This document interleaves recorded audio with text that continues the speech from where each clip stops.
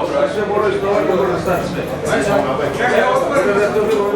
svim gledateljima TV Našica. Nalazimo se u jednom kafiću pored Lapovca u Našicama. Sa nama je Romeo Makov iz Markovca. Poštovanje.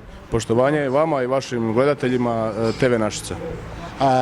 Danas smo ovdje zbog toga što je Romeo uspio upecati na Lapovcu jedan prekrasni primjerak soma.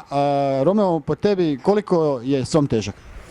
Pa ja mislim da ima negdje oko 70 kila, 2,10 je dugačaka, sad nisam ga točno vagao, izvagat ću ga za nekih 45 minuta do sat vremena, pa ćemo znati detaljno.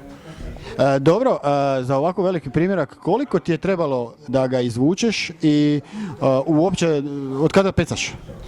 Pa pecam od maltene svoje 7. godine, zdravstveni sam ribič, to sam zavolio i pa dugogodišnji sam ribič šučara Našica i u zadnjih par godina, jedno 5 godina sam zdravstveni baš somolovac, idem samo na soma. Dobro, za ovakav primjerak koliko treba čovjeku da ga izvuče? A čujte, sve zavisi o vremenu, znači zavisi o vremenu godišnjeg doba i zavisi o vremenu doba dana. Dok ne izvaže ne mogu ništa točno reći, ali su to kapitalni primjerci stvarno na Lapovcu i usudim se da reći da ima čak i veći od ovoga. Upecan je jedan od 70 kila prošle godine, vagan službeno na dane Slavonskih šuma, a ovaj je, usudim se isto tako reći da je i ovaj negdje blizu te kila. Ovo si upecao, kao što si rekao, na babušku? Na babušku, jedno 15-20 deka je babuška bila, ovo je velika. Ti si znao otprilike gdje se takvi somovi nalaze, ili? Pa pecam, evo, početka godine 19.3. sam krenio poslije onih mrazeva, čak je bio i mraz, počeo sam pecati, imao sam jednog isto kapitalnog 46 kila. Do sad imam 82 kila upecanog soma, ovo mi je sad, evo, ne znam koliko je. Na jednom te istom mjestu pecam, tamo se zadržavaju i tu ih skroz lovim i tu se zadržavaju.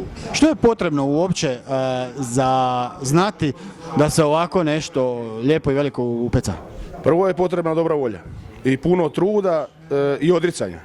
Svakog soma koji upecam, bude mi žao, moram priznati, bude mi žao, iako jedna od štetočina je u Lapovcu koja stvarno pojede dosta šarana i sitne ribe. Ti si član šučara? Šučara Našica, kajem od svoje 7. godine imam, evo, hvala Bogu, 36 godina i dugogodišnji član. Uskoro je na Lapovcu i jedno natjecanje, pa evo reci samo ti nešto o tome. Pozvao sve zainteresirane koje vole pecanje, koji su spremni izdvojiti nešto novca, nije nešto puno, koji vole pecanje da dođu da se takmiče. To je tradicionalni svake godine kup lapovački koji ljudi dolaze, bude oko 30 ekipa. Kada je točno?